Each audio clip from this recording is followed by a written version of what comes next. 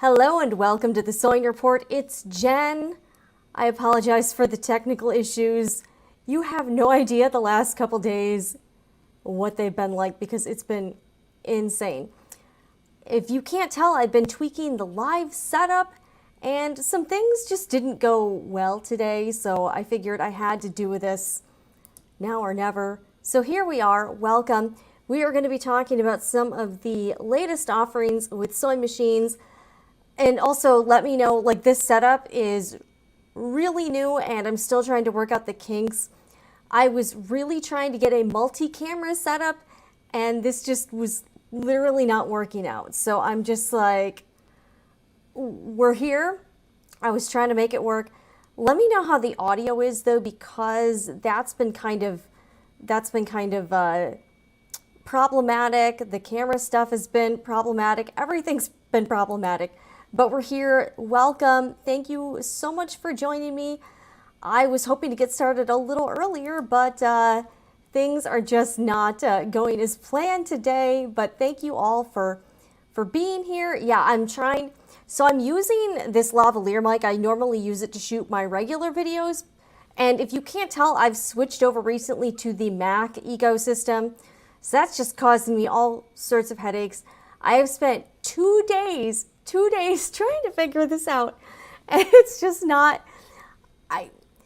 Yesterday I had like 3 cameras going on and I was like, oh, this is cool, I'll be able to switch angles, and not the case. So we're here anyways, but welcome everyone. This is the Sewing Report. We try to keep sewing and crafts fun and approachable. And I saw that Brother and Baby Lock had put out some new sewing machines, so I wanted to talk about those and also kind of discuss more generally buying a sewing machine, just the current pricing practices that sewing machine dealers do, and just sort of clearing the air. So this is going to be a little bit casual. I got some water, and there's been some other exciting stuff happening too. And also, like, yeah, so I got this MacBook Pro for my birthday. And I was like, this is cool. I'll be able to take the live stream out to the craft room again. Because if you haven't noticed, I've been doing the live streams at my desk, which is in my bedroom, and the background is just so basic and boring that I just wanted something, I wanted this background because it's more fun.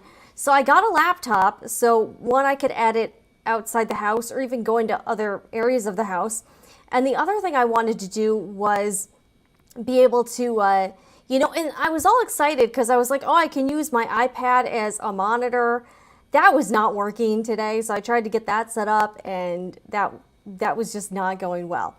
But anyways, let's give this a whirl. I got like all kinds of new equipment, so some things might go right, some things might go wrong. We will see. Thank you guys so much. I'm really excited because yeah, it's been a hot second since I've done a live stream, and I really wanted to try to make the live streams better instead of just that stupid background of my wall and the fake plants I have, and actually go live in the craft room. And yeah, I set it up so that I would be able to use like more than 2 cameras. Oh, one cool thing is that I will be able to use, weirdly, my phone. So like I downloaded the beta for like Mac and the iPhone, and I should also be able to use my phone as a webcam, which is kind of interesting. But I'm having all kinds of bugs with the software and everything, and a lot of stuff is just not going well. Hello. Yes, hopefully we get these kids. I mean, I literally have spent the last 2 to 3 days trying to figure this out. And last night I wanted to cry and like throw something out the window. Today, well, and also more things were working yesterday than today. That's the weird thing. So I have another camera here. I'll show you guys. So I actually can add, this is kind of funky. I can have my phone as a webcam, which is like totally wild. All right, so I'll bring that up. Okay, so here you can see, this is literally my phone as a webcam. So what I was trying to do was have like this camera. So this camera here is facing me. And I wanted to have that camera also be a web camera, so I downloaded the utility software and everything, and it was working last night, and it was not working today. So that's definitely kind of a bummer. And the other thing is that I got a Stream Deck, one of those things so you can like press hot keys and everything. And that's not working for me either. So I don't know what to do. I'm just like, this is just really messed up. So yeah, technology, oh, I'm just so over it at this point. But I'm disappointed because I was hoping to have some really cool multi-camera action on this stream, and nothing's like literally. So I have this web camera here, so that's working, and I couldn't even get my like iPad. Allegedly, I'm supposed to be able to use my like iPad as another monitor. I mean, let me see if I can get this. Let's see. All right, let's see if I can get this working. I don't. No, because I wanted to have things be in, I really wanted to have my iPad as okay, oh, that's just not going well. I hope you guys can still hear me. I don't know what is going on. All right, so let's try to add the iPad back in. Sorry for all the technical issues. All right, so right now, all right, I want to use this as like an extended display. All right, unable, okay, it's getting an error, so that kind of stinks. You know what, let me try though, because apparently, all right, we're gonna try something else. Okay, I don't know what's going on with my, I don't know what's going on here. So apparently if you hardwire the iPad, that might work too. So let's give that a whirl, because I normally live stream with two monitors, and I gotta be honest, having one monitor is terrible. Like, it's honestly really terrible. So we're gonna try to do this. All right, let's try. Let's switch some things up here. Okay, so I got my cord. This, if you guys have Macs, yeah, I'm totally new, and this is just very. This has been really like messed up. Like, I really like the computers, but getting it to work with all of the programs I normally use has been honestly really, really frustrating. So that's been, I gotta be honest with you, that's been really less than fun. So, all right, let's try this again. Now that it's hardwired, I'm wondering if that will be better. All right, so here we go. So let's try, all right, so I might have to just have it, okay, this seems to be working. I just have to have it actually plugged in. So before I was trying to go wireless, and that just was not going well at all. Okay, so let's see. Okay, here we go. So, all right, this is a little bit better. All right, so let's try to put these. All right, so I'm gonna try. Sorry guys, I'm just literally. This has been like the worst couple days. This has been like the worst couple days. I swear, it's been really bad. Like really, really bad. And it's just been so super frustrating. And that, yeah. All right, so let me try to, because I wanted to be able to share the win. All right, so this, oh wait, actually I wanted to have the other, oops, okay. I actually wanted to have the other, all right, this is just like, I know everyone watching this on the replay is gonna be like really mad at me for this, I'm sure. So that's gonna be fun too. So if you're watching on the replay, I'm very sorry. I did not intend for this to happen. Okay, so, all right, here we go. All right, so, all right, we're still here. All right, I'm gonna try to remove some stuff. Literally, I'm just like, this whole thing has been really super frustrating. Okay, so entire screen. All right, let's show entire screen. Okay. Okay, Chrome has lost permission to capture, what is going on here? All right, this is like really not cool. Okay. Why? All right, oh my gosh. All right, so I might need to actually have this like, yeah. I guess I might need to have this like here. All right, let's try this. Let's see what's going on. Oh my gosh, this has been like the worst. Yeah, you Mac people, what's going on here? What? All right. Chrome has lost permission to, all right. All right, so let's just do like, I guess I'm just gonna do the share, I I don't know, share Chrome tab or, all right, so entire screen, window, okay. All right, yeah, we'll do the window. Okay, this might work. All right, no, I don't have permission to do, all right, I don't have permission to do anything here. What the hell? I'm about to start swearing, which would be bad. Oh my gosh. This is like, seriously the worst. What is going on? Okay, so I'm allowed to do that apparently. Okay, so yeah, for all of you who love the Macs, I'm just like, this is, yeah, I don't even know. I like it, and apparently it's supposed to be really good for like editing and stuff. But I'm just very frustrated. So far, I'm just very frustrated with it. So that's been kind of interesting. All right, anyways, so I saw that Brother and Baby Lock had come out with a lot of new machines for 2023. I know I've talked about sewing machines a lot here on the channel, and now my personal thought is I don't think you need the most top of the line expensive sewing machine to be able to sew. I don't believe that. I know there are people that disagree with it. I may be in the may have some unpopular opinions. And yes, Elaine, I might have to, oh my gosh. All right, I just lost my screen. What is going on here? All right, this is like the worst live stream ever. Oh my gosh.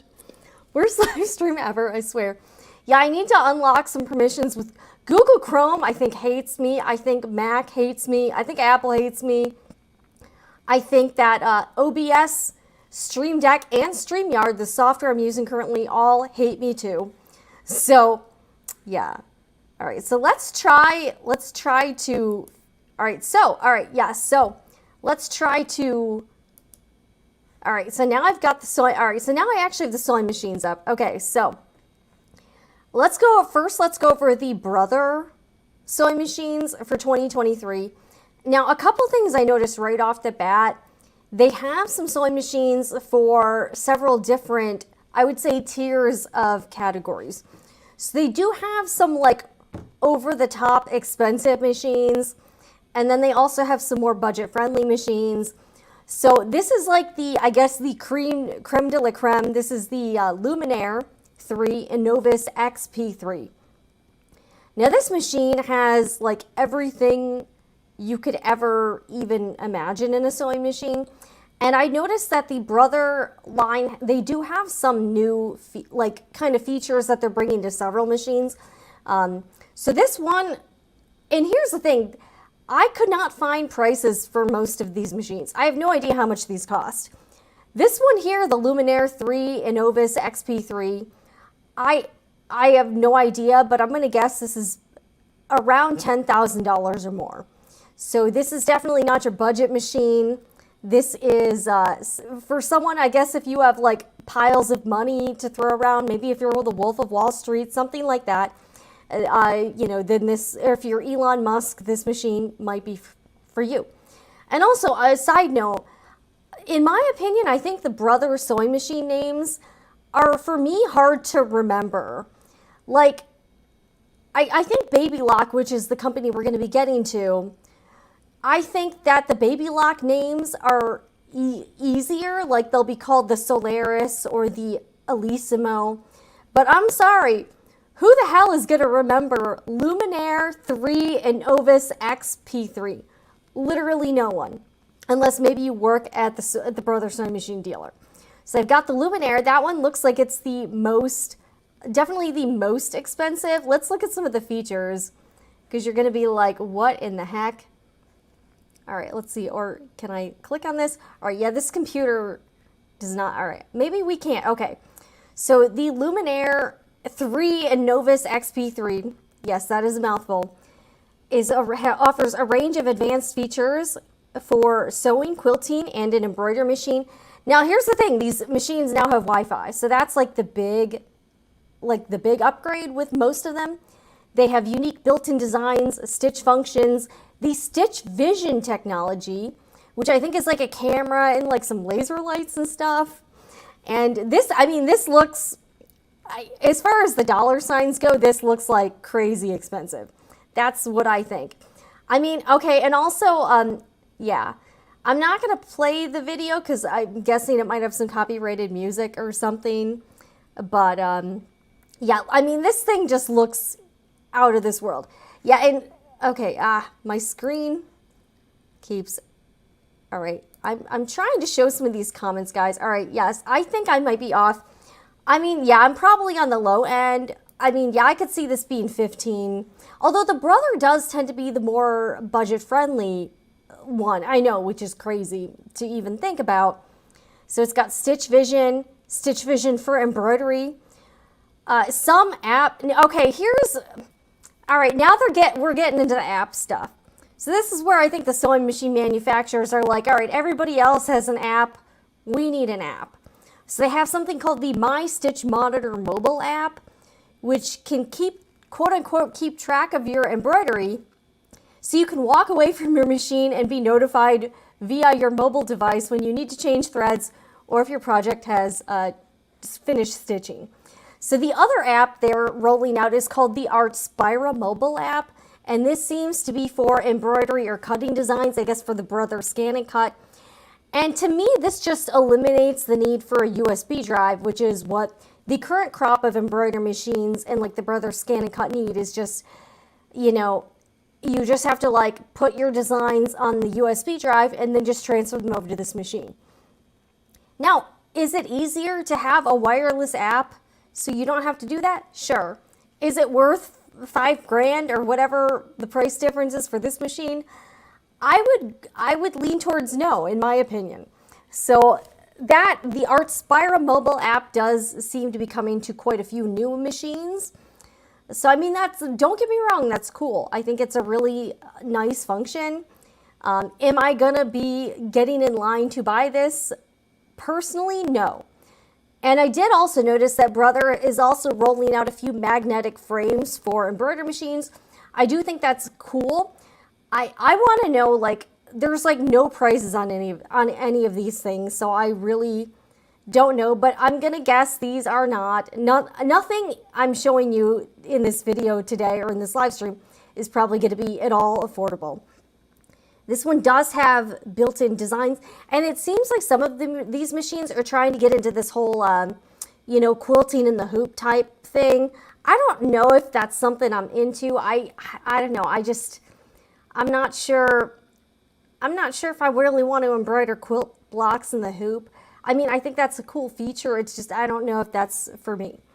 So this machine is being touted as being for all sewing, quilting, and pretty much everything. So, I mean, hey, I mean, that's not a bad thing. All right, so yeah, this one, so this is kind of the big deal, I guess. All right, so let's go back though. If I can figure out, if I can even figure out how to go back, I'm not even sure.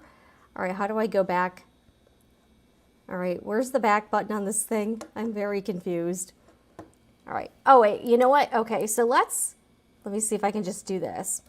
All right, we're gonna figure this out, guys. All right, here we go. We're back to the beginning, but now I can't get to the, all right, now I can't get to the new stuff.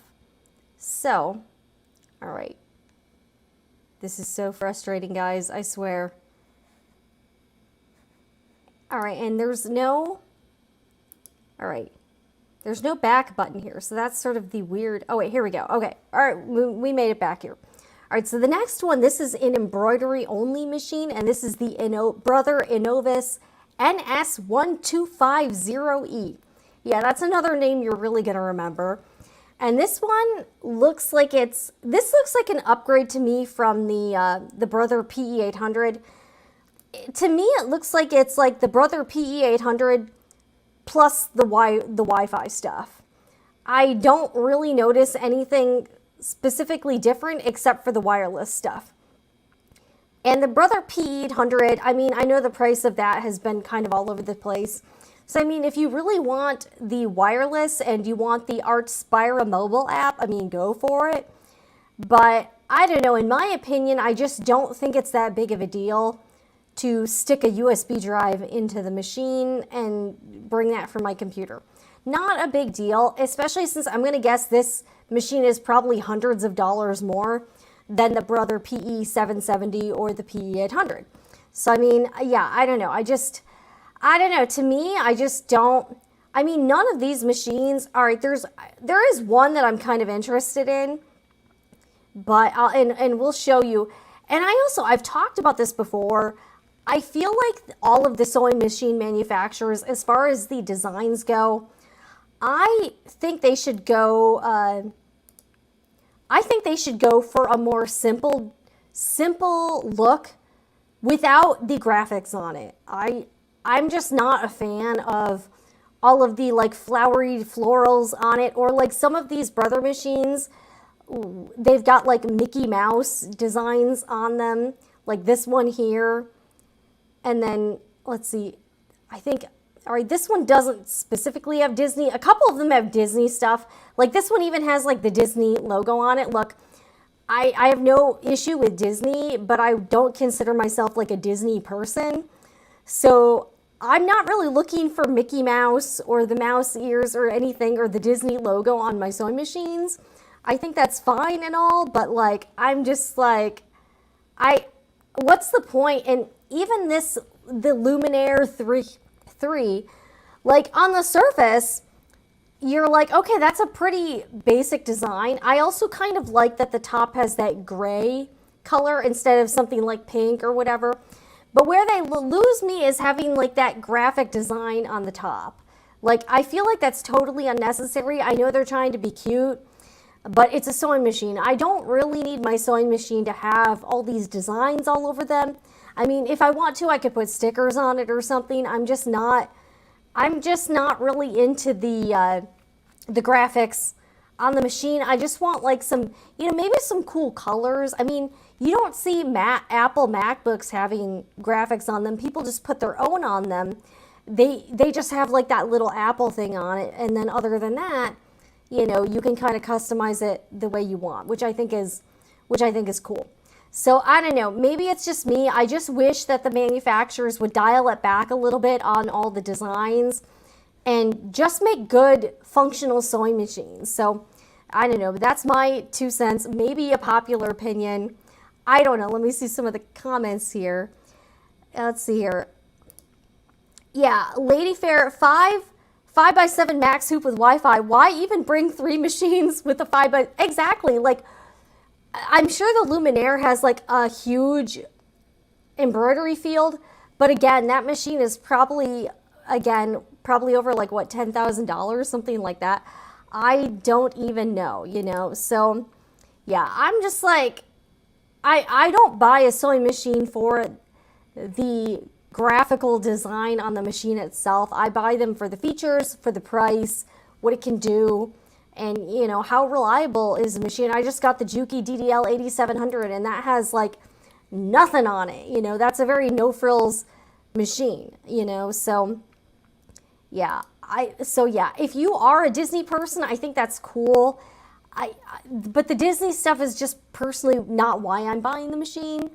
So that's kind of, I don't know, it's a personal thing. I just wish they would just dial it back on just all of this, like especially the florals, or like, I mean, maybe if the sewing machine is for kids, you could put like Ninja Turtles on it or Hello Kitty or something like that. But, I don't know, I'm just not, all right, oh my gosh, this computer is just, all right, this computer, all right, and something just happened here. All right. I apologize, guys. I just lost my display. It went back to iPad. This is such a disaster. Okay, so all right, yeah, I really need to, it like somehow went back to, it somehow like unlinked the iPad as a display. So it was working for like a hot second. Okay, all right, we're back now. Okay, so how do I get out of this now? Sorry, guys. I know you're probably like, Jen, why didn't you rehearse? I swear I did. I have been practicing and trying to make this work for it's been literally days. Like days. I've just been sitting here trying to get these webcams to populate, and it's just been such a mess. I don't even know. And I don't even know how the iPad got like disconnected, but this is seriously so frustrating. I don't yeah, I don't know. I feel like I'm about to lose my mind. So if this live stream seems weird, it's because it totally is. And I'm very frustrated with the way things turned out. But I'm here, you know, and that we did start late. So, oh my gosh. Oh, all right. I keep accidentally, like, yeah, I keep accidentally missing this. Yeah. You know what, Angela, that's a good point. So Angela says, hi from the UK. I don't know why they put Disney on because you can't sell them. Exactly. You can make these designs for personal use, but you cannot sell the Disney designs on, like, you know, like an Etsy shop or anything. You're not supposed to be selling that because of copyright and trademark laws. So that's a pretty good point, you know. So I don't know. So it is what it is, you know. All right. Vanessa says they should make machines that are affordable. They should be making sewing machines that will last for about 50 years. I agree with that. Now, with the caveat though, I think that if the price, I mean, it depends on the price. Like I bought the Brother CS7000i. That's a pretty affordable machine. And I'm okay with that not lasting 50 years because it wasn't expensive. But if I paid $10,000 for a sewing machine, I would want that thing to like outlive me, like for real. So, oh my gosh. The Janome Continental M17 is $23,000. All right, here's an honest question. I know all of the manufacturers have been making these like super high-end sewing machines, like the ones that cost more than a car. Honest question, how many people are actually buying those machines? Like, how many of them do they actually sell? Do they sell 100? Do they sell 300? Do they sell 1,000? I honestly know very few people who, even if they could afford it, would purchase a sewing machine for $15,000 to $20,000. I just don't know that many people. I even do this as like a job, and my most expensive machine is $2,500. And to be quite frank with you, I have not used it in years. So yeah, in fact, I'm even thinking about selling it because I just haven't used it in a pretty long time. So I don't know, I just feel like, I'm just wondering who they're catering with these super, and I'm not talking the $1,000 machines, we're talking the $10,000 and up range. Like, I just really want to know who's the customer for this, like for real. Anyways, so let's go over a few more. So all right, we're starting to get, I guess, more into the budget territory here. This is the Innovis NS1850D. Seriously, brother, please give us easier to remember names. There is no way in hell that I'm going to remember any of these sewing machine names. All right, this one looks like it's a sewing and embroidery machine. And yeah, the only difference I see between these and the older models is just the Wi-Fi. And to be quite frank, I don't think that's the reason for me to buy or upgrade is just for Wi-Fi. Like if it had a lot of other cool features, maybe, but not just, I'm gonna be honest, not just for the Wi-Fi. All right, so this is the one that I was kind of interested in. So this is a new Brother Serger, and this is called the Airflow 3000 Air Serger. Now, I think we all know what they're trying to go for here. This is clearly a dupe of the Baby Lock air threaders, and those are super popular. They're also super expensive, and I think this is interesting that Brother is now producing their own air threading. So it's like with the looper threads, you push a button and then it just automatically threads. And I was like, this is kind of interesting that Brother is doing this. Now, I was sort of able to find a price for this one.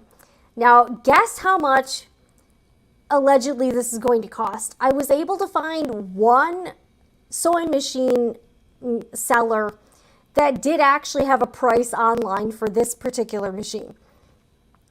And I wasn't sure how much, I really was not sure how much this was going to be. But when I looked it up, apparently this machine is going to retail for about $1,300. So again, this is the Brother Airflow 3. At least this name is kind of easy to remember. And I was kind of, all right. So I did find a website where Brother had a bunch of marketing materials for the Serger, and they actually produced a commercial. And the commercial, first of all, don't bother watching the commercial. It was really cringe. So it started with some ladies on roller skates, and then it ends with them in the sewing room. And these ladies, no offense to them, but they just do not look like they sew. They're clearly just actresses.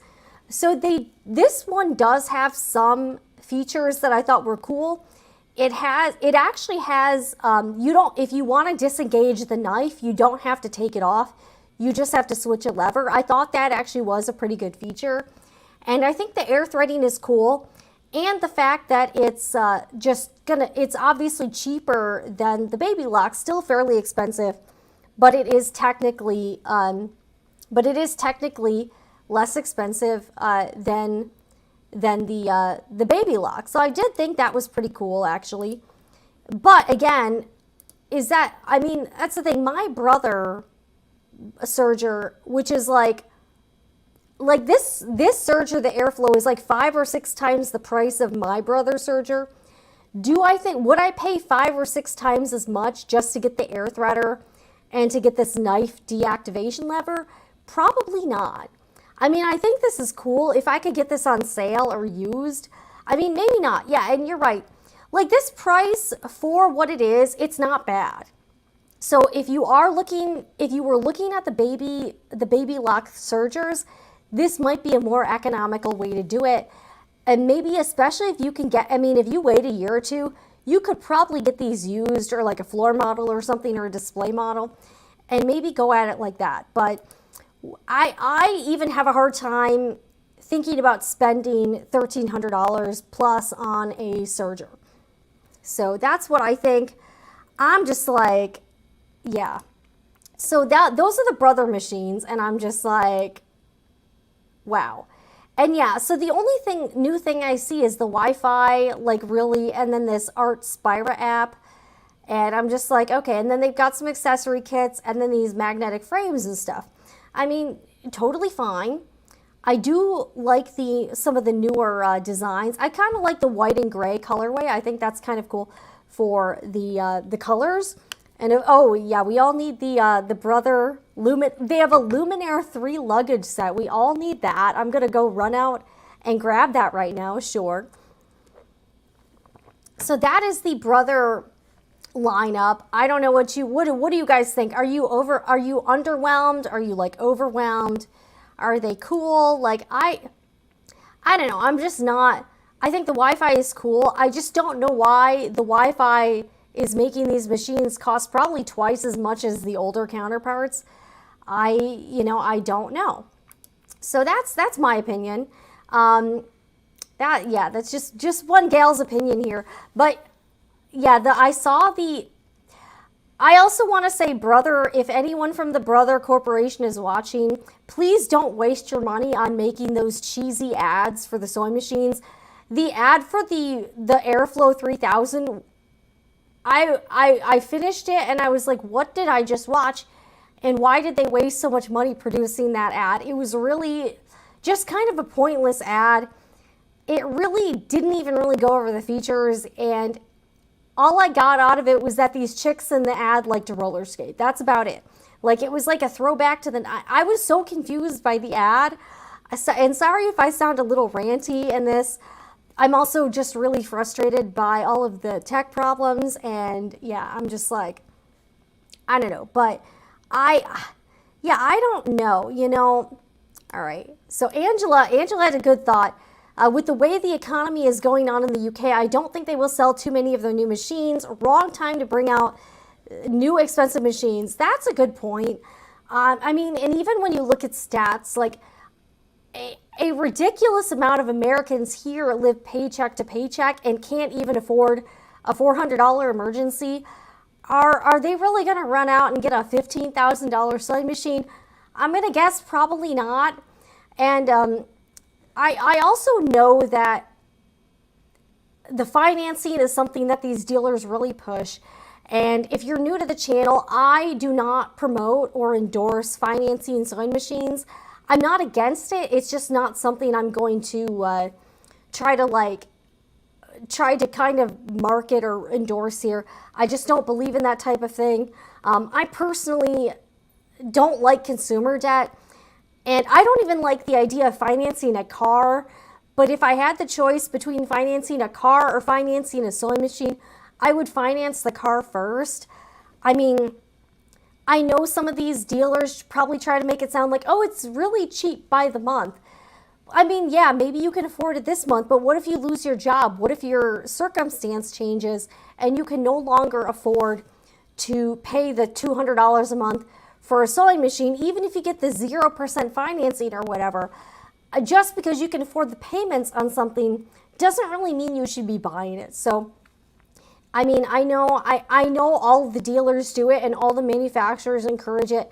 I just personally wish there was less of that. I don't like it, and that's not something I will ever do here. So just my soapbox of the day. Exactly. It's more important to like feed and clothe yourself, maybe pay your bills, and try to save some money for emergencies. And yeah, like right now is the time you need to be saving your money, not spending it like there's no end in sight.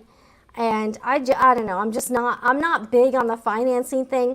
And a lot of the embroidery manufacturers do that too, because they're like, oh, you'll have a business with it. It's like, I know a lot of people who have bought things that they thought they were going to use a lot, or they thought they were going to start a business, and then they never ended up doing it, or it was a total bust. And you need to look no further than to Facebook Marketplace, where there are sewing machines and embroidery machines all over the place on Facebook Marketplace. So clearly a lot of people do buy more expensive machines, and then they have buyer's remorse later, or they decide they don't use it very often. I've seen so many listings where the person's like, only been used for 3 hours, and it'll be like an $8,000 machine. And I just think, wow. Like, how many people are out there being like, yeah, I'm going to finance the $9,000 sewing machine, and then you never use it? Like, that just makes me kind of sad. So, I don't know. Just my thoughts. Yeah, like, I mean, I think the financing personally is a little out of control. And that's just, I don't know. It's just not something I'm like that's sold on. So, I don't know. So, just my thoughts here. All right, so let's go to all right, now we're going to go to the baby lock machines. I also need to take like a quick breather just because I'm starting to lose my voice again or something. I don't know. So, all right, so I can do chrome tabs. Okay, good to know. Yeah, I need to figure out something with my chrome permissions because clearly it's not going well. Yeah, clearly things are not going right. Oh, here we go. All right, this is a good comment. So Jackie says, I worked for Husqvarna Viking, and we do not sell many of those expensive machines. Most customers bought machines that were $500 or less. That's what I would think too. Like, I barely know anyone that could even afford to pay more than $1,000 for a machine, and let alone anything more than that, like $5,000 or $10,000. I just really feel like, I don't know, like, and that's the thing I wonder too, is that they have to put some research and development into developing these machines. Like, how much time and effort and money are they spending into these fancy machines that hardly anyone buys? Like, I think they're cool, don't get me wrong. I think the features are pretty neat, but I'm just not, it's just not something I would pay that much for. And yeah, you're right, Angela. So here's the thing with the Wi-Fi stuff. If you have to have internet access to use a product and you don't have internet, my question is, can you still use the product? And if you can't, then I would be pretty wary about buying it, because you never know what's going to happen. Or what if you live in an area with terrible internet connection or no cell service? And as we've seen with what Cricut does with Design Space, you can't even cut anything on your Cricut unless you have internet access. And I personally don't like the way that some of these companies are going down that road. They want everything to be on a subscription. They want everything to have an app, be connected to an app, without realizing that the customer should be able to use your product without internet access or the freaking app. So I don't know. I'm just not that sold. And yeah, if they have a USB port as well, awesome. But I think you should absolutely, I don't like products where you cannot, they're not even functional without the app or without internet access.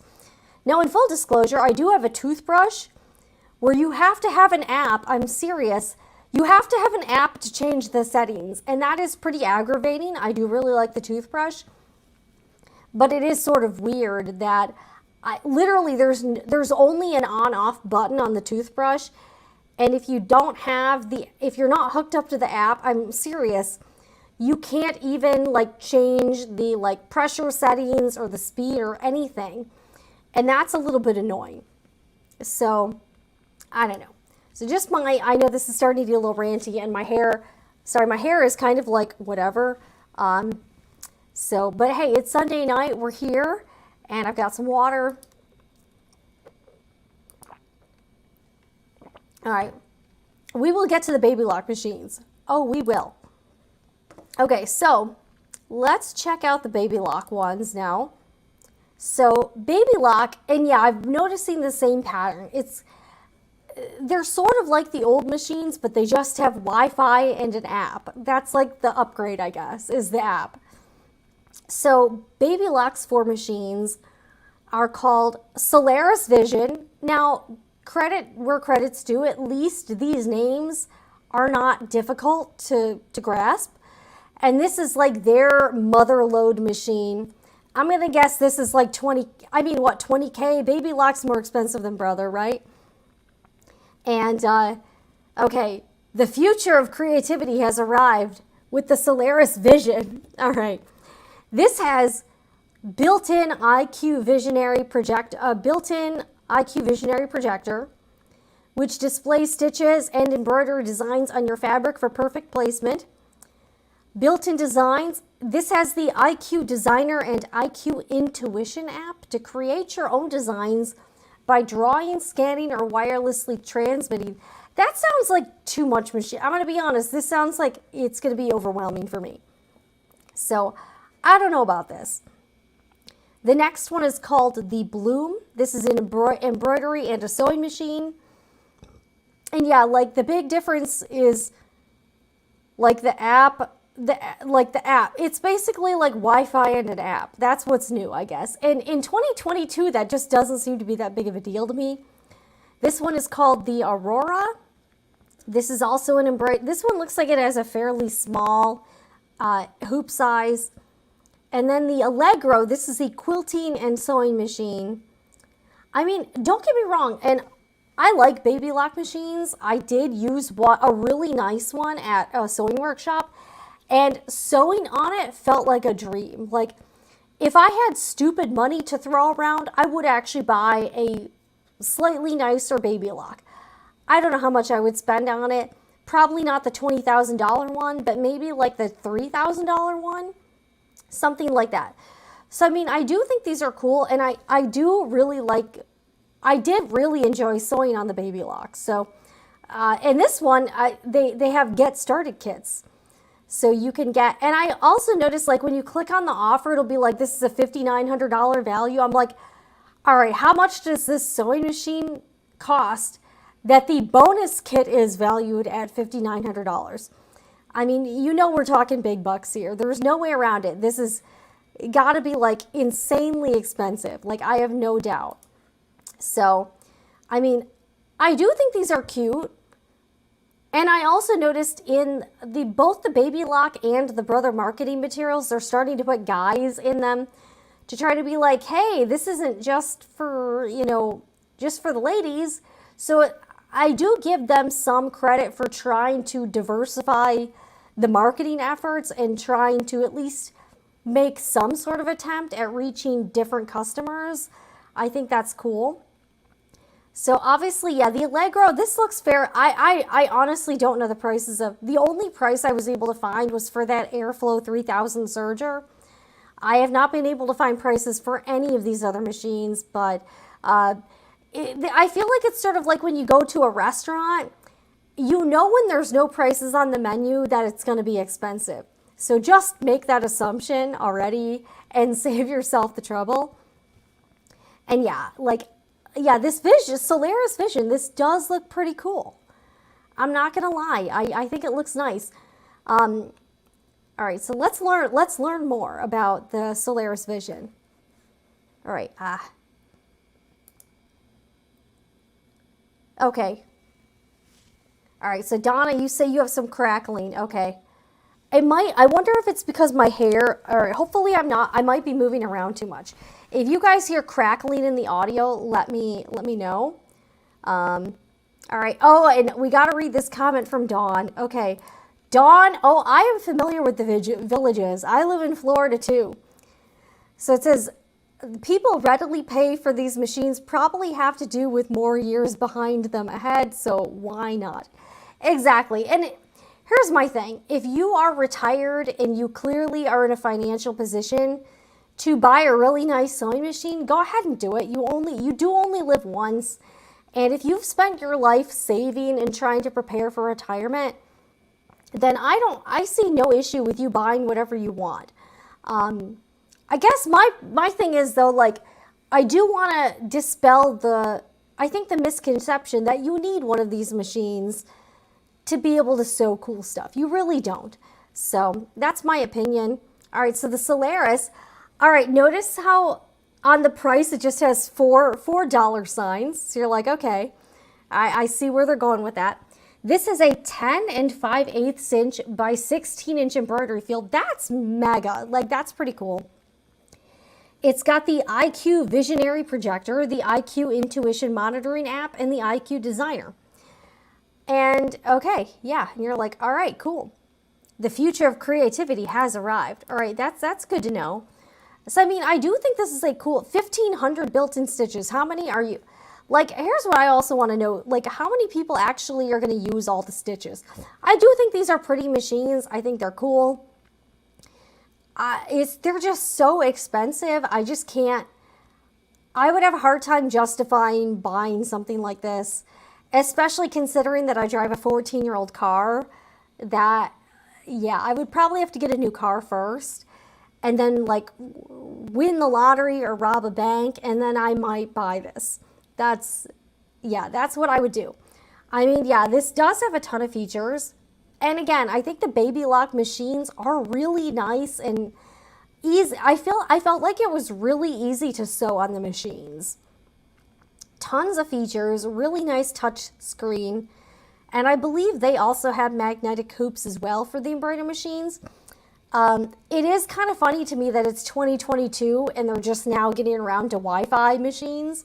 I mean, I've had a Wi-Fi printer for like a decade, so it's really not a new technology at all. So that is kind of strange to me. It seems like they're a little behind the curve.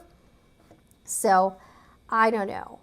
So yeah, the prices of these, I mean, you just know they're going to be astronomical. So yeah, it is what it is for sure. All right, so we've gotten through the machines. All right, I'm going to see if I can. All right, let me see if I can bring this back over here. Okay, cool. All right, I've successfully navigated the screen from the iPad back to the main computer. So we are here, and I'm just like, what is going on here? All right, so, all right, let's try to do this. Yeah, this has been, I'm telling you guys, I have had quite a week just with trying to figure out all this stuff, and then just, you know, not, like literally I had like my camera set up yesterday and everything was going fine. And then today, today is just not happening. I'm just like, what the heck, guys? I'm like, what the heck? But yeah, it is. All right, let's show some more comments. All right, I love my baby lock, but it's like the basic computerized one. Exactly. And here's the other thing to keep in mind. The more computerized parts a machine has, the more that can go wrong with it. And I mean, I think they're cool, but imagine like if the motherboard goes wrong or something, how expensive is it going to be to fix the machine? And also, like, at a certain point, the machine is just no longer going to function. Unlike a mechanical machine or like the older machines that are easily repairable. So, I mean, I'm glad that there's something for everybody, truly. I think that's a good thing. I'm like, I personally just can't, I don't think there's a lot of situations where I would want to buy like the latest, greatest machine. Rebecca, that's a good tip. My local dealer gives steep discounts on the version 2 when the version 3 comes out. That's when I buy the 2. And that's what I would do too. So if I was going to get a fancy machine like that, I would either, try to see if you can get like some sort of dealer special on the older model or floor model.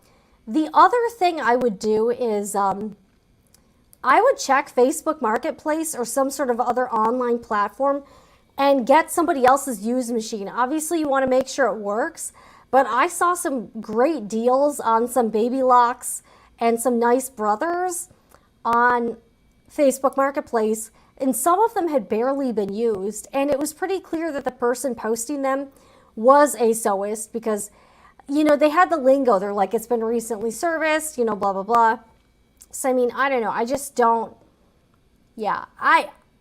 I think there are ways to get some deals on some of these fancier machines if you want them, so you are not having to pay the full price. Because, the full price is kind of, like, I don't even know how much those machines were, but I'm going to guess not. I'm going to guess not really cheap. So, yeah. Okay, so this is a good question. How do you like your industrial compared to the electric machine? I love it. Like, I really love it. So I have the Juki Ddl 8700. It is a straight stitch industrial machine, so it only does the one stitch. I did kind of hack it to put a walking foot on it. And by the way, I did figure out, I think I need to oil the walking foot because it was leaving marks on my fabric. But so far, I really love the machine. And price-wise, it was not that expensive compared to some of these other machines. You can get a Juki Ddl 8700 with a table for under $1,000. And considering how much machine it is, how much power it has, it's got the servo motor, that's a pretty good deal. I haven't had any two major issues yet. So so far, I'm really glad I got it. And I feel like it's now my like go-to sewing machine. I still do really like the Brother CS7000i. I think that's a pretty good budget-friendly beginner machine. However, any machine like that, you're going to struggle with like layers and bulky fabric. So I get that question a lot. People are like, can it sew leather or, thick stuff? Not well. So you're going to have some issues with it. And I'm going to be putting out a couple of videos soon about just some topics like that, just to kind of share my opinion. But so far, I really like the Juki. I'm glad I got it. It takes up a lot of room, and I had to move it to an area that didn't flip off my circuit breaker.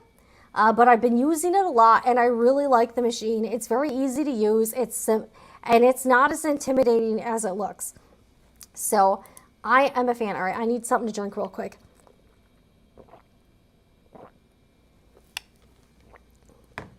Sorry, and I did eat dinner already, and I ate dinner. I might have another cup of coffee, and I'm really excited because I have some new items coming to the Etsy shop soon. I know a lot of you are interested in the Seraflex elastic thread, and I got it in a bunch of different colors, so that's going to be listed in the shop later this week. I have to photograph all the new colors and everything, but it's a really nice, it is a really nice, whatchamacallit, it's a really nice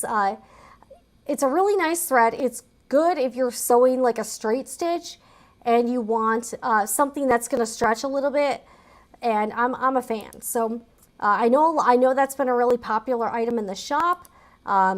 So I'm very excited to be able to get that in soon. So that's coming. I just got a photograph. I seriously, here, and I'll show you guys my setup currently so you can see this, because it's pretty wild. It's wild. And my voice is starting to crack a little bit. Oh my gosh. Yeah, and for some reason, StreamYard is not recognizing my Canon, and that's super frustrating because it was recognizing it yesterday, and I'm just like, why? All right, so okay, so I should be able to show you guys. All right, here we go. So let me show you my new setup. Okay, here we go. All right, here we go. So this is the new setup. So this is the MacBook Pro 14. So you can see, and this is the software I use. It's called StreamYard. And then this is the iPad/second monitor. I was pretty excited about that, but it has been pretty glitchy so far. Everything's been kind of glitchy. And then I did get the the Apple trackpad. That's okay. I will say though, I do not recommend the Apple Magic Mouse. The Apple Magic Mouse sucks. I think there are so many mice that are better than the Apple mouse. I have a Logitech MX Master 3 or something like that. That mouse has some issues as well, but it's way better than the Apple mouse. The Apple mouse is like, I think it's kind of overpriced. It looks cool, but I just think it's really overpriced for what it is. And it doesn't really have programmable buttons like the MX Master 3. So this is my new setup, and I've got all these like wires hooked to stuff and everything. But yeah, so I was really trying to get this camera to be recognized as a web camera, and it's just a no-go. So I don't know what's going on here. And then this is another web camera. This is called the Opal C1, and this is a kind of a newer product. It is a really cool web camera, and it is specifically more tailored towards Mac computers. So that one is cool, and I like the picture. So that is my current setup, and I'm using my AirPods. And then weirdly, I use this microphone system called the Rode Wireless Go 2, and weirdly, I was able to use it by plugging it into the computer, and then I was able to use my lavalier microphone. So I was not, so some things went okay, but some things went like terribly wrong with this whole setup. So it's been kind of hit or miss. Sorry. So let me remove this camera here. All right, but I do want to talk a little bit about just the sewing machine buying protocol. So if you're not aware, there are some sewing machines that you can buy online, or the prices will be advertised. Like you can get them on Amazon, you can get them at Walmart, Target, whatever, the big box craft stores. But then there are certain models that the manufacturers put out that are only allowed to be sold at authorized dealers. And when I was talking to somebody that owned a quilt shop and was a Janome dealer, they specifically said there were certain models that they were not allowed to advertise the price online. So you had to like go to the store to find out the price. Like what we're seeing with these new sewing machines, the price is not listed online. You have to go to the dealer, and I don't even know if they would tell you on the phone. Does anyone have experience with that? I have not had to do that, but to me that's frustrating as a customer. And I just wanted to say that I do not like that. I think that needs to change. And I don't understand why in 2022 a sewing machine manufacturer can't just put an MSRP on the website, so you at least get a ballpark of what the sewing machine costs. The fact that there's like the lack of transparency in the prices, as a consumer, is a turnoff to me. I wish that they would at least give you some idea of how much these cost, because if you have to go all the way to the dealer to find out the price, what if you get there and you can't afford it, or you think it's one price and it's not? Now, I know that the prices can vary between dealer to dealer, Rebecca, I totally get that. But my question is, car dealerships sell their product in kind of a similar way. I mean, I know there's like some new, they're starting to kind of get with the ball and move into the future, but Even car manufacturers on their website will list an MSRP for the cars. I really wish the sewing machine manufacturers did that. I just think it's kind of crappy that they don't. And as far as it being kind of a ploy to get you to go into the dealership, to me that's a turnoff. I'm just like, can't you find better ways in 2022 to get customers into your store than having to lure them in by not telling them the price of the item? I think that's stupid. And for an industry that clearly needs more customers and needs a new crop of sewists to come into the scene to buy product, that seems like a really big miss to me, and I don't think that is going to appeal particularly to the younger consumer. In a day and age where you can literally buy anything online, I could buy a car right now in my underwear sitting here from like CarMax or something. I know the price, I could get it delivered. The fact that the process to buy a sewing machine from a dealer is so convoluted, confusing, and cumbersome is a barrier to entry. That to me is like, I don't understand why. And I know there are maybe in an unpopular opinion, but I know there are some folks that will be like, well, but yeah, you're supporting local businesses and, we want to buy our sewing machine from a small business or a local dealer versus Amazon or Walmart or whatever. I get that. But at the same time, the benefit of buying something from Amazon or buying it from Walmart is the convenience factor. They've got the convenience factor. It's easy. You know what the price is. There's no back and forth with it. It's a very simple process to buy, and I don't have to go anywhere. I feel like that is where the sewing machine manufacturers and the dealers are missing out, especially with these more expensive items. I would really, that's the thing. Like, if I don't know how much a sewing machine costs until I get there, I would be more pissed off if I went to the dealer, found out it was $5,000 more than I thought it was, and then they try to sell me something else. And maybe that's the ploy. Maybe they want you to come in and be like, oh, well, you can't afford the $15,000 machine. Maybe we can get you to buy the $10,000 machine. Just know, I would just be really pissed off at that point, and I would not want to buy anything from them. It is I find it very frustrating, and I think this business model has got to go. Something's got to change, because I can't even find the damn prices for these sewing machines online because they're nowhere. And I'm sure after a while, people will start to you'll start to see people post in Facebook groups or on Reddit what the prices are, because they'll be like, oh, I went to my dealer and they said it was this price. So eventually word will spread about how much they cost. But why is it so mysterious? Why is it so, why do they need to be mysterious about the pricing? I just don't get it. It's almost 2023. You could find the price of anything now, and I just don't understand why they won't tell you the price. And and that's the thing. If you go to the Toyota website, they'll list a manufacturer suggested retail price. And when you go to the dealer that you could haggle back and forth. That's a thing, and that happens at sewing machine dealers too. I just don't understand why they can't at least tell you what the suggested retail price is and why it's so, why the mystery, what's going on. And I just feel like that's, as a consumer, I feel like that's a bit of a sketchy business practice. I don't like it. And I just wish that was different.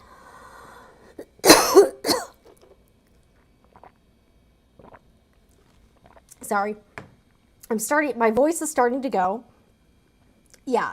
Most dealers will ask about trading in your older machine to quote unquote upgrade to the latest and greatest. And if you want to upgrade your machine, I think that's cool.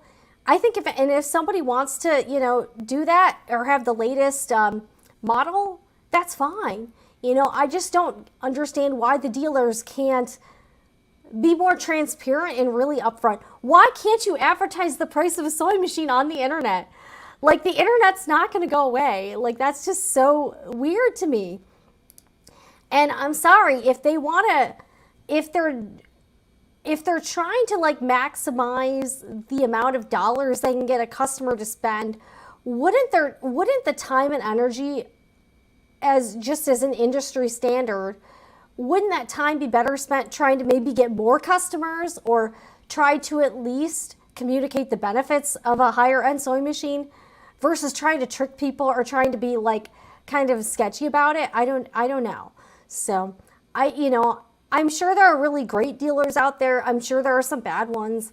I just wish that the industry did not do this. I think it's kind of dumb. So, I don't know. This is just my opinion, maybe unpopular. But I just don't understand. We're at the day, like, sewing machine dealers and manufacturers are not just competing with other sewing machine companies. They're competing against anything else that you spend money on that's a luxury item or that's like a hobby item. And, if it's easier for me to buy knitting supplies, maybe I'll buy knitting supplies. But if they make it easy to buy a sewing machine, then I might go with that. So I don't know. And the other thing I would say is that as far as like, I can almost see sewing machine companies and dealers start to try to lease machines to people. So I heard through the grapevine that Apple is going to start letting you literally rent an iPhone. So they're going to be having you, like, instead of you owning the phone or even like finance, like right now you could make payments on the phone. I heard that Apple might be doing some program where they have you literally rent the phone and then every year you get the latest phone. I would not be at all surprised if sewing machine manufacturers started pushing that along with the financing, because they know most people don't have $10,000 or $15,000 up front to spend on a sewing machine. So if they can make it seem cheaper, like, hey, it's only $50 a month, I can definitely see them shifting towards that rent model versus the ownership model, so that you never actually own your sewing machine. You're just renting it from Janome, you're renting it from Brother, you're renting it from Baby Lock. I could definitely see them doing something like that so that people could have the latest. And that's why they're doing the Apple thing, is because they know people want a lot of people want the latest iPhone model. So they want to make it affordable to the most amount of people and also keep raking in the money. Because currently, right now, not everyone upgrades their iPhone every year. They might upgrade every 2 or 3 years. So this is a way for Apple to keep getting consistent revenue and also to be they're really getting customers to buy more phones because they'll always be getting the latest phones. So watch out for that, because I could absolutely see sewing machine manufacturers going that route too. Like, hey, here's a $15,000 sewing machine. You can buy it, or you can rent it from us for $50 a month. And then every year you get upgraded. You can give us the old sewing machine and then you get a brand new sewing machine and you keep paying $50 a month. So I can see them almost turning that into a subscription model. And the other thing I saw about the Apple phone program is that Apple could then take all of the old phones, like the iPhone 12s they're bringing in or whatever, and then they could resell the old phones. So that actually, I could see that being a sewing machine thing too, because think about it. You trade in your Brother Innovis 3 for the Brother Innovis 4. You keep paying your $50 a month, and then they take your Innovis 3 and then they sell that. So they not only rent it to you for a year, but then they get a lot of that cost back because they sell it to somebody else. So I can almost see it turning into kind of like a lease program kind of thing. So just watch out for that, because I could definitely see that happening. I don't know. Just sort of my, like, I don't know. These are just sort of like weird shower thoughts I have about sewing. So I don't know. Does anyone else have those thoughts on like what the industry is going to do, or what they're going to try to do to get us to pay more or buy more sewing machines? Kind of like planned obsolescence. Nothing lasts for very long anymore, so you have to keep buying it. So I could definitely see that happening. And I don't know, it's just some thoughts I have, but all right, they just started adding Wi-Fi to new machines. It'll take a few years to catch up to, yeah, they're not quite to the Apple level yet. And I mean, it is kind of ingenious what Apple's doing with the phones, because everyone always wants the latest phone. All right, so Daniel says, all right, sorry, I'm trying to show your comment here. They need to be able to get you into the store to sell it, to try it, love it. If you see it's too expensive, you won't even go to try it. Using it will give you here's where I would push back on this though. If they have to do that to get you into the store, I don't think they're doing a very good job of marketing their business. I'm just being frank with you. If that's what it takes to get people to actually go into a sewing machine store, they need to do better. Instead of just trying to like bait and switch you or trick you to come in because you don't know the price of something. That annoys me as a customer. I do not like that. And I personally would be more likely to become a customer if the pricing was more transparent and they didn't do that type of thing. I don't know. I don't like that. Oh, if they go that route, I bet they would have you purchase a protection plan. Yeah, like sort of like Apple Care. Yeah, I can. Yeah. And you know what? I'm going to be honest. I pay for Apple Care because I don't want to, because I feel like if I don't, I would break the phone, and then, yeah. So I don't know, just sort of my thoughts. Yeah, automakers, yeah, everyone got really pissed off. So recently BMW had this thing that customers really did not like where they were, had to get a subscription to unlock features of the car like heated seats. That didn't go over too well with the BMW customers. And that's the thing where, I don't know if you guys have heard about this issue called right to repair. There have been some channels that have done some videos about it, like Marquise Brownlee or Louis Rossman, and they kind of go over this whole phenomenon about companies basically making products that you buy from them unusable unless you pay them more money. And I do think that's a concern, and I think that's something we should be on the lookout for with the sewing machines. Because, I mean, that's the thing. If they're not selling as many sewing machines, they're going to try to get more money out of the existing customers. I hope they won't make everyone go that way. I like owning my machine and not, yeah, exactly. Like, I don't know how I feel about like rent. I don't know. I don't like renting a lot of stuff. I don't even like being a renter. I own my home. I know that we never really own our home due to property taxes and stuff, but I know it's just it's getting a little too meta for me. Yeah, exactly. Like, BMW, your cars already cost so much money. Do you have to charge your customers even more money to be able to use heated seats? And that's the thing. It's a feature that was already in the car. They're just trying to make it so that you have to pay them even more money to be able to use a feature in a car you already bought. That's just crazy. Yeah, I've heard about John. Yeah, and if you haven't seen the Louis Rossman, he does a lot of like Apple type videos. He's done a lot of videos on right to repair. If you haven't checked that out, I would. It's a really interesting issue. Gives you a lot to think about. And you kind of start to realize, like, I have an Adobe subscription. That used to be something you bought to own, and now you pay monthly. And companies like it because they know they're getting consistent revenue every month from you. And yeah, Marquise Brownlee did an excellent video about right to repair. He brought up Apple, he brought up John Deere, and he brought up a Tesla, because Tesla actually has some weird stuff about the cars too, where the company could actually shut down your car. Like, and then you kind of get to like, you start to think about that movie Minority Report, where like your car will shut down if the police are looking for you or something. And then it starts to get real weird. So I don't know. But I just wanted to do a live stream. I just really wanted to chat with you guys about the sewing machines. I think they're cool. I think some of the new ones are really neat. Am I planning to buy any of these?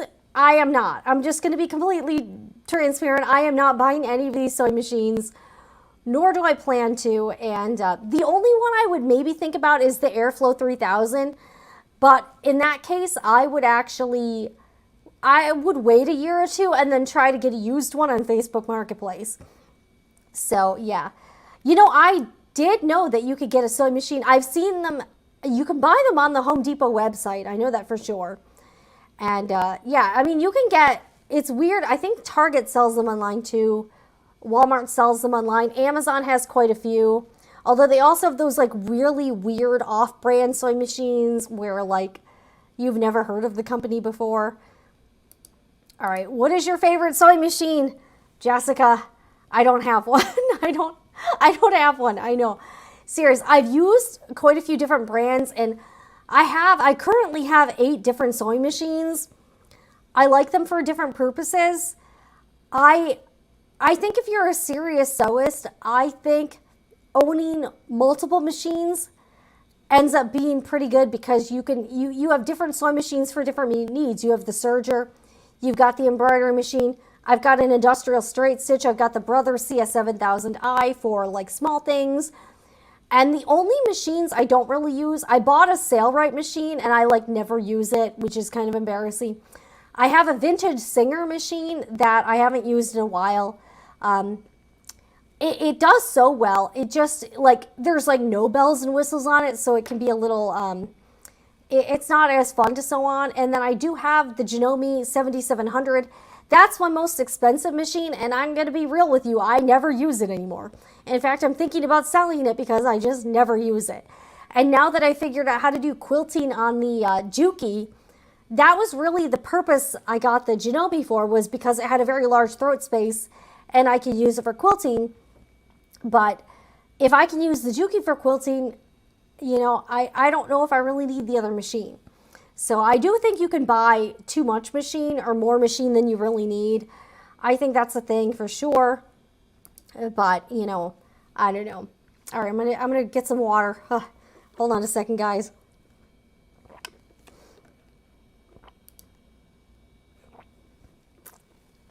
Yeah, Rebecca, I'm with you. If I had to upgrade, I would want an embroidery machine with a slightly bigger hoop. That would be cool. But other than that, I don't think I really need, at this point in time, I don't really feel like I need more sewing machines or anything else. I feel like I'm pretty good on my sewing needs. And, you know, and that's the thing, I like the machines that I have. So, oh man, should we look at all right, when does Bernina come out with their new machines? So I'll do an episode if because I know those are like the most expensive machines. Those are super crazy. Like, yeah, all right. Will I be able to hide this comment? Okay, I might be able to. And by the way, this is just a disclaimer, this is not sponsored in any way. I have no association with either Baby Lock or Brother. I do sometimes share affiliate links for Brother machines from Amazon, but other than that, I have no, you know, I don't have any association with either of these companies. So that's why I can say what I want about them, is because, yeah, if I had some sort of ambassadorship, I would probably not be able to say most of this stuff. You know, again, I think they're cool machines. Do I need them? No, I don't. It would be cool to just see them and just see what they can do. But I don't know. I just don't think I really need, you know, I don't know. I mean, if I had like hundreds of millions, if I was like stupid rich, maybe I would consider that. But I don't know. I just, I don't personally think I need that much sewing power. And I'll be honest, I barely, you know, Elaine, I gotta be honest with you. At this point, I would rather just pay a long arm quilter to quilt some of my quilts. In fact, I might do that. Just because I think that, I feel like that would be so much more like easy. So I'm thinking the next time I make a quilt, I might just try to see if I can see if I've never even paid a long armer to quilt. I might just do it just to see what the experience is about it, see how much they charge and that type of thing. But yeah, I don't know. I just don't, I agree. I think, here's the thing though, quilting a quilt on a domestic sewing machine and not on a long arm quilting machine is going to take you so much longer. So I don't know. I feel like time is spent better. So I might, I don't know. I may look, if you know any long arm quilters in the Tampa Bay area, let me know in the comments. Because I was thinking about trying to see if I could, do that for my next quilting project, and maybe doing a video on what it's like to when you take your quilt to a long arm quilter. So we'll see if I can maybe do something like that. Planned obsolescence is a great reason why those yeah, exactly. Those vintage singers, like I could still like keep it oiled and they're easily repairable. But a lot of companies don't, like this goes back to the whole right to repair issue. A lot of these companies don't want you to be able to repair your products. They want you to have to buy another one, which again makes more environmental waste. Again, how much junk is there in the planet anyways? There's just way too many. And you know, I don't know. I know I have a YouTube channel about sewing and crafts, but I've been really trying to be more mindful lately about creating more waste and at least be more practical with stuff. Like I don't need to just make something to make something. I should be making something because I actually have a purpose for it instead of just doing all this random sewing for no reason or encouraging. I think the level of excess consumerism on YouTube has also gone a little bit over the top there and on Instagram. We do not need to buy everything under the sun. You don't need the newest stuff. You can make do with what you have. And I just don't see the point in constantly hawking things for people to buy. So again, while it's fun to look at these machines and see what's up, see what's new, yeah, I do not plan on buying any of these machines. I just thought they would be kind of fun to go over. Okay, a friend has a long arm and used to take customers until they started to complain about how their prized quilts turned. Oh my gosh. Wow, okay, that stinks. You know, being a long armer does not look easy. All right. Angela says, I'm still new enough of a quilter to feel like if I send my quilt to someone else to quilt, that it's not complete. Angela, you'll get over it. It'll be okay. It'll be okay. You don't feel, don't feel bad about that. Like, I just feel like at a certain point, I'm like, can I really do this anymore? I've quilted my own quilts before. And even if you have a really large thread space on your sewing machine, it is still a pain in the butt. So, yeah, it's, yep, Jessica, that's the way they want it. Yeah, you got to take it back to the dealer. You got to do all this stuff. I mean, look at the things with like the phones and the computers and stuff. I mean, they want you to have to, and they want you to only go to their authorized retailer or dealer to get them fixed. Like, they don't want, and they also don't want you to be able to fix your own stuff. So that's kind of concerning too. So, I don't know. All right. Oh, Elaine, that's cool. I have no grandkids, so I'm looking for service sewing projects to do. That's awesome. Sorry, I need some water. So I think after I finish up here, I will be hopefully photographing the new Seriflex thread colors. I do want to give a quick shout out to today's sponsor, the Sewing Report Etsy shop. I know, don't worry, guys. It's not what you think. So if you haven't checked out the Sewing Report Etsy shop for your sewing notion, and quilting needs, I do have some fabric, I have notions. We've got thread, we've got needles, some fabric bundles, a really cool tulip pink Aurifil thread collections. I just started carrying glide thread. I need to find some project to sew with this tulip pink webbing. So if you haven't checked out the shop, you're welcome to. I do try to only stock things that I actually use. So all of the products you see here, stuff I actually just like. I like the Seriflex thread. I like all my marking pens. So all of this stuff is stuff I use in my own sewing room and just stock what I actually use. So shout out to today's sponsor, the Sewing Report Etsy shop, which I realize is very self-serving, but hey, it is what it is. But yeah, the glide thread, and by the way, I really like this glide thread. I've been using it a little bit. I just ordered some more glide thread. I'm going to try out I'm going to try out the 60 weight thread for quilt piecing. I do hope to do some more quilting videos soon. It's been a while since I've done any quilting projects, but I really do enjoy them. I know a lot of like sewing YouTube channels do clothes. That is something I do want to try to do. Wow, my hair is starting to look very spidery here. Oh gosh. you know, oh, today is just, yeah. I swear I wanted to throw this computer out the window a few times, but I didn't. So thank you guys for joining me and hearing my random rants about sewing machines.